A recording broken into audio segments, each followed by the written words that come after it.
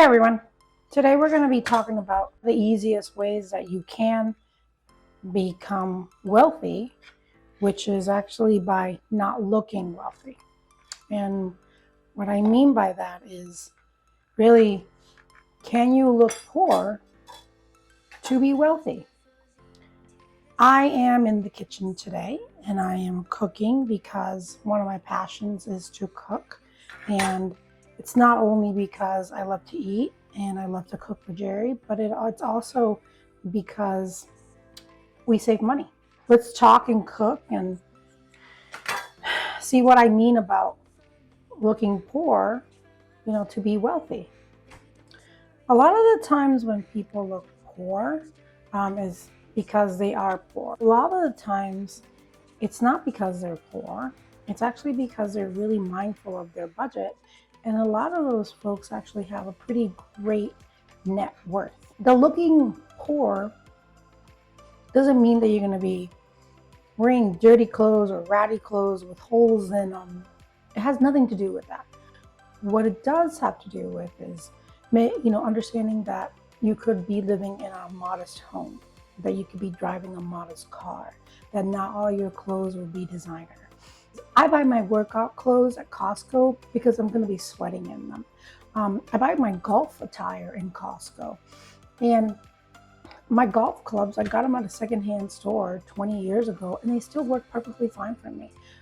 So that's really what looking poor to be wealthy, really, I define that as. Being able to say that I'm okay by not looking expensive has to do with my financial maturity.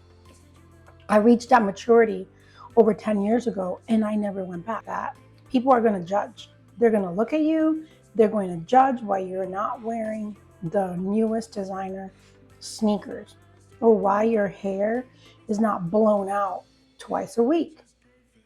I don't care. I look good.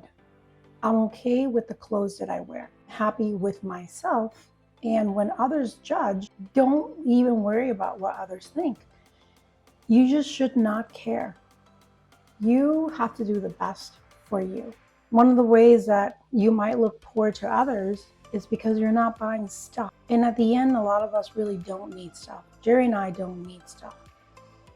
We are happy in the modest home that we live in, and we choose not to buy anything else. That refrigerator there, that thing's 12 years old. It's going strong, and I love it. It matches the dishwasher. I'm not going to switch it because it's 12 years old. It's working perfectly fine. I want to really encourage you all to think about whether you should get things or experiences.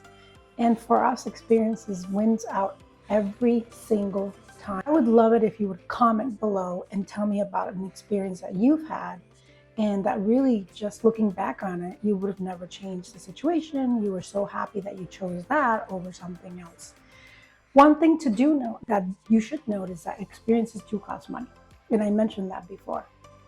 Well, guess what? Even with our modest budget, Jerry and I are able to save. And what we do is we're those crazy people that plan 2-3 years in advance. And I am online looking for the best deal. Those experiences bring us so much happiness because we're here today, not thinking about the future.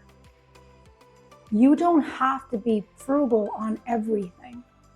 You just have to make choices on where that frugality is going to come through. If I can help you with anything and you're really in your thinking, then that's about understanding that you can change. You can make a change in the way that you live your life now, that you live your life with your spouse.